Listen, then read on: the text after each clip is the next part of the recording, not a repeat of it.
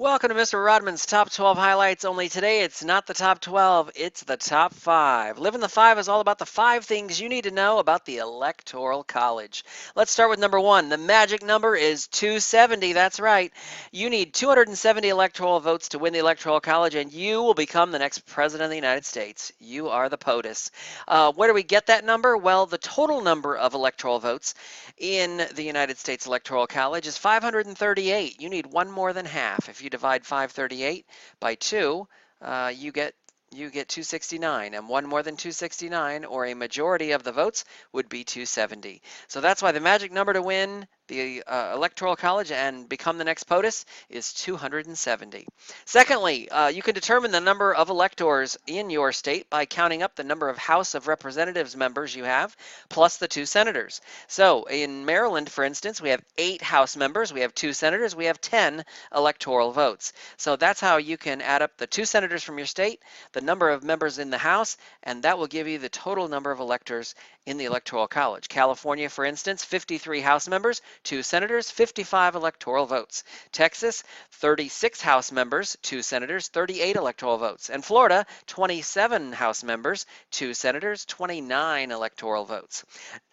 Number 3 in the 5 things you need to know about the Electoral College is that the winner takes it all. It's winner take all. So whoever wins the most votes in a particular state, other than Nebraska and Maine, is going to win all of the electoral votes in that state.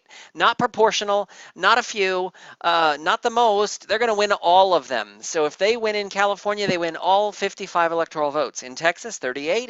In Florida, 29. And in Maryland, 10. Except for in Nebraska and Maine. Those are awarded by congressional district, and then the overall 2 Senate electoral votes would be awarded by whoever won the most votes in the state. Nebraska and Maine are the only exceptions to the winner-take-all rule.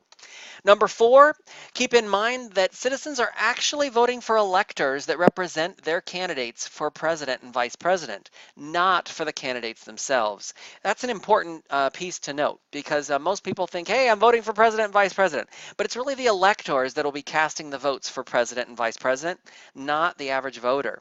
Article 2 of the U.S. Constitution outlines this, and this idea that states determine how the electors decide and how the electors are awarded for each state, and then they will send their certified electoral votes to the U.S. Congress, and they will open that in January.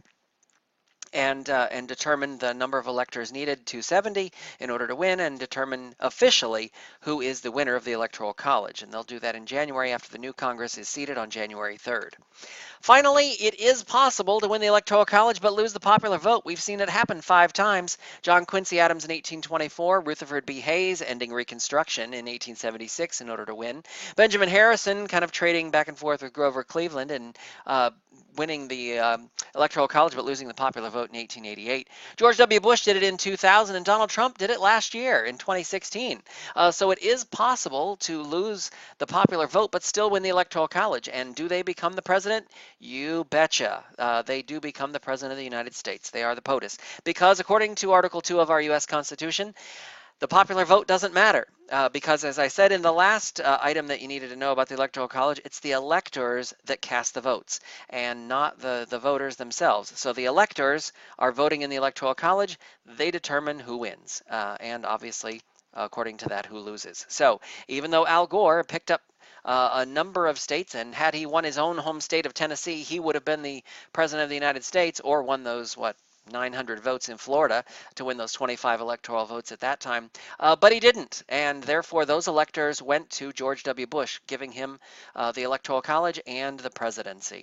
Donald Trump doing something similar in terms of losing the popular vote, but winning the electoral votes. Where it really mattered, where the electors cast their votes, he won 304 to Hillary Clinton's 227.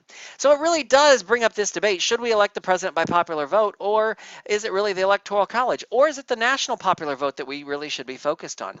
And the answer to that is we will continue to use Article 2 until there is either a constitutional amendment to change it and change the Electoral College, or the National Compact kicks in that would call on states that add up to a number of 270 electoral votes to change the way they award their electors to the national popular vote. But again, that would require a national compact of states that add up to a total number of 270 votes, and we have yet to see that.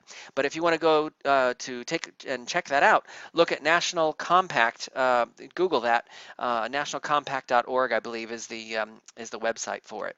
But it does really call into question and we hear this every time someone wins the popular vote but loses the Electoral College, or vice versa, whether or not we should elect the president by popular vote.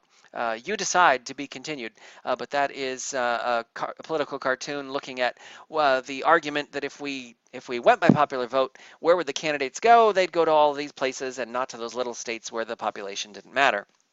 So you decide whether you agree or disagree on that. I'm not here to sway you either way, but the idea is we do have a two-party system. It's set up under Article 2 to have that two-party system, and it is winner take all in 48 of the 50 states. So while states have made it more difficult for third parties to get on the ballot, it still remains a two-party system. One party wins, the other party loses. Maybe they make up for it later in a future election, but the idea is that the two-party system is alive and well. And that's what leads to Anthony Downs' theory of rational choice, the idea that there are independents, people in the middle, but the idea is that voters swing to the left, swing to the right, and that's where elections are won and lost. So what are the advantages and disadvantages of using the Electoral College over a popular vote? You decide, and go back to previous parts in this video if you need help with that, but hopefully that'll get you all set up. Have a great day. Hope these 5 things to know about the Electoral College were helpful, and keep living the 5.